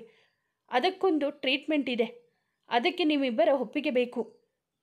ಇವತ್ತೆಲ್ಲ ಯೋಚಿಸಿ ನಾಳೆ ಬಂದು ನಿಮ್ಮ ನಿರ್ಧಾರ ತಿಳಿಸಿ ಎಂದರು ಡಾಕ್ಟರ್. ಏನು ಟ್ರೀಟ್ಮೆಂಟ್ ಡಾಕ್ಟರ್ ಎಂದು ಪ್ರಶ್ನಿಸಿದ ಜಯಂತ್. ಅದು ಟೆಸ್ಟ್ ಟ್ಯೂಬ್ ಬೇಬಿ. ನಿಮ್ಮಿಬ್ಬರು ಸೇರದಿದ್ದರೂ ನಿಮ್ಮ ಮಗುವಿಗೆ ಗರ್ಭ ಧರಿಸುವಂತೆ ಮಾಡುವ ಟ್ರೀಟ್ಮೆಂಟ್. ಹೌದಾ ಡಾಕ್ಟರ್? ಹಾಗೂ ಮಾಡಬಹುದಾ? ಹಾಗಾದರೆ ನನಗೆ ಅದೇ ಟ್ರೀಟ್ಮೆಂಟ್ ಕೊಡಿ ಎಂದಳು ಶುಭ. ಆ ಥರ ಬೇಡಮ್ಮ, ಯಾವುದಕ್ಕೂ ಇವತ್ತು ಯೋಚಿಸಿ ನಾಳೆ ಬಂದು ನಿಮ್ಮ ನಿರ್ಧಾರ ತಿಳಿಸಿ ಎಂದು ಹೇಳಿ ಕಳುಹಿಸಿದಳು. ಕಾರಿನಲ್ಲಿ ಬರುವಾಗ ಇಬ್ಬರಲ್ಲೂ ಮೌನ ಮುರಿದು ಮಾತನಾಡಿದ ಜಯಂತ್. ಏನು ಮಾಡಬೇಕು ಅಂದ್ಕೊಂಡಿದ್ದೀಯಾ ಶುಭ? ಜೀವನ ಪೂರ್ತಿ ಹೀಗೆ ನನ್ನಿಂದ ದೂರ ಇರಬೇಕು ಅಂದ್ಕೊಂಡಿದ್ದೀಯಾ ಎಂದು ಕೇಳಿದ. ಶುಭಾಳ ಬಳಿ ಉತ್ತರವಿಲ್ಲ. ಅದೆಲ್ಲ ನನಗೆ ಗೊತ್ತಿಲ್ಲ. ನನಗೆ ಮಗು ಬೇಕು, ಮೊಮ್ಮಗು ಬೇಕು ಎಂದು ಅತ್ತೆ ಮಾವ ನೀಡುತ್ತಿರುವ ಹಿಂಸೆ ತಡೆಯಲಾಗುತ್ತಿಲ್ಲ. ದಯವಿಟ್ಟು ಅದೇನೋ ಟ್ರೀಟ್ಮೆಂಟ್ ಇದೆ ಎಂದು ಡಾಕ್ಟರ್ ಹೇಳಿದ್ರಲ್ಲ, ಅದನ್ನು ಮಾಡಿಸೋಣ ಪ್ಲೀಸ್ ಜಯಂತ್ ಎಂದು ಕೇಳಿಕೊಂಡಳು. ಅವಳ ಮಾತಲ್ಲಿ ಜಯಂತ್ಗೆ ಉತ್ತರ ಸಿಕ್ಕಿತು. ಹಾಗಾದರೆ ಕೊನೆಯವರೆಗೂ ಹೀಗೆ ನನ್ನಿಂದ ದೂರ ಉಳಿಬೇಕು ಅಂದ್ಕೊಂಡಿದ್ದೀಯಾ? ಇದೇ ನಿನ್ನ ಕೊನೆ ನಿರ್ಧಾರನಾ ಎಂದು ಕೇಳಿದ ಅವಳನ್ನೇ ನೋಡುತ್ತಾ. ಅವಳು ಮೌನದಿಂದ ತಲೆ ಬಗ್ಗಿಸಿದಳು. ನಂತರ ಮನೆ ತಲುಪಿದರು. ತನ್ನ ತಂದೆ ಮತ್ತು ತಾಯಿಯ ಬಳಿ ಸತ್ಯ ಮುಚ್ಚಿಟ್ಟು ಗರ್ಭದಲ್ಲಿ ಅದೇನೋ ತೊಂದರೆ ಇದೆಯಂತೆ. ಅಮ್ಮ, ಆಪರೇಷನ್ ಮಾಡಿದರೆ ಮಗು ಆಗುತ್ತಂತೆ. ವಾರ ಹೋಗಿ ಟ್ರೀಟ್ಮೆಂಟ್ ತಗೊಂಡು ಬರಬೇಕು. ನೀವೇನು ಯೋಚನೆ ಮಾಡಬೇಡಿ. ನಾನೇ ವಾರ ಶುಭಾನ ಆಸ್ಪತ್ರೆಗೆ ಕರ್ಕೊಂಡು ಹೋಗಿ ಬರುತ್ತೇನೆ. ನಮಗೆ ಬೇಗ ಮಗು ಆಗುತ್ತೆ ಅಮ್ಮ ಎಂದ ಜಯಂತ್. ಹೌದಾ? ಎಷ್ಟು ಖರ್ಚಾದರೂ ಪರವಾಗಿಲ್ಲ ಜಯಂತ್. ನಿಮಗೆ ಬೇಗ ಒಂದು ಮಗು ಆದರೆ ಸಾಕಪ್ಪ ಎಂದರು ಅವನ ತಂದೆ ಶೇಖರ್. ಅವಳ ಮಾತಿಗೆ ಬೆಲೆ ಕೊಟ್ಟು ಜಯಂತ್ ಅದರ ನಾಳೆ ಶುಭಾಳನ್ನು ಆಸ್ಪತ್ರೆಗೆ ಕರೆದುಕೊಂಡು ಹೋಗಿ ಟ್ರೀಟ್ಮೆಂಟ್ ಶುರು ಮಾಡಿಸಿದ. ಶುಭಾಳಿಗೆ ಕಷ್ಟ ಎನಿಸಿದರೂ ಮಗು ಬೇಕೆಂಬ ಬಯಕೆಗೆ ಎಲ್ಲವನ್ನು ಸಹಿಸಿಕೊಂಡಳು. ಸತತ 1 ತಿಂಗಳ ಟ್ರೀಟ್ಮೆಂಟ್, ಅದಕ್ಕಾಗಿ ಲಕ್ಷ ಸುರಿದರು. ಆದರೆ ಮನೆಯಲ್ಲಿ ಇಂದು ಜಯಂತ್ ಟೆಸ್ಟ್ ಟ್ಯೂಬ್ ಬೇಬಿ ಎಂಬ ಸುಳಿವು ಬಿಟ್ಟುಕೊಡಲಿಲ್ಲ. ಟ್ರೀಟ್ಮೆಂಟ್ ಮುಗಿದ ಮೇಲೆ ಡಾಕ್ಟರ್ ಮುಂದಿನ ತಿಂಗಳು ಗರ್ಭ ನಿಲ್ಲುವುದು ಎಂಬ ಭರವಸೆ ನೀಡಿ ಕಳುಹಿಸಿದರು. ಮನೆಯವರೆಲ್ಲ ಮುಂದಿನ ತಿಂಗಳು ಸಿಹಿ ಸುದ್ದಿ ಬರುತ್ತೆ ಎಂದು ಖುಷಿಯಿಂದ ಹೇಳಿಕೊಂಡರು. ಆದರೆ ಡಾಕ್ಟರ್ ಮಾತಿನಂತೆ ಶುಭಾಳಿಗೆ ಗರ್ಭ ನಿಲ್ಲಲೇ ಇಲ್ಲ. ಎಲ್ಲರಿಗೂ ಬಹಳ ನಿರಾಸೆಯಾಯಿತು. ಅಷ್ಟು ಹಣ ಖರ್ಚು ಮಾಡಿ ಅಷ್ಟು ಕಷ್ಟಪಟ್ಟು ಪಡೆದ ಟ್ರೀಟ್ಮೆಂಟ್ ವ್ಯರ್ಥವಾಯಿತೆ ಎಂದು ಶುಭ ಅಳಲು ಶುರು ಮಾಡಿದಳು. ಅದರ ನಾಳೆಯೇ ಡಾಕ್ಟರ್ನ ಭೇಟಿ ಮಾಡಿದರು ಶುಭ ಮತ್ತು ಜಯಂತ್. ಇದು ಟೆಸ್ಟ್ ಮಗು ಆದ ಕಾರಣ ಸ್ವಲ್ಪ ತಡವಾಗಬಹುದು. ಮುಂದಿನ ತಿಂಗಳು ಖಂಡಿತ ನಿಲ್ಲುತ್ತೆ ಎಂದು ಭರವಸೆ ಇಟ್ಟು ಕಳುಹಿಸಿದರು ಡಾಕ್ಟರ್. ಶುಭ ಮತ್ತು ಅವಳ ಮನೆಯವರು ಮುಂದಿನ ತಿಂಗಳಿನವರೆಗೂ ಕಾದರು. ಮುಂದುವರೆಯುವುದು. ಸ್ನೇಹಿತರೆ, ಈ ಕತೆ ನಿಮಗೆ ಇಷ್ಟವಾದರೆ ದಯವಿಟ್ಟು ಒಂದು ಲೈಕ್ ಮಾಡಿ, ನಮ್ಮ ಚಾನಲ್ನ ಸಬ್ಸ್ಕ್ರೈಬ್ ಆಗಿ, ನಿಮ್ಮ ಫ್ರೆಂಡ್ಸ್ ಆ್ಯಂಡ್ ಫ್ಯಾಮಿಲಿಗೆ ಈ ಕಥೆಯನ್ನು ಶೇರ್ ಮಾಡಿ. ನಿಮ್ಮ ಅನಿಸಿಕೆ ಅಭಿಪ್ರಾಯವನ್ನು ಕಾಮೆಂಟಲ್ಲಿ ತಿಳಿಸಿ. ಕಥೆಯನ್ನು ಕೇಳಿದ್ದಕ್ಕಾಗಿ ಧನ್ಯವಾದಗಳು.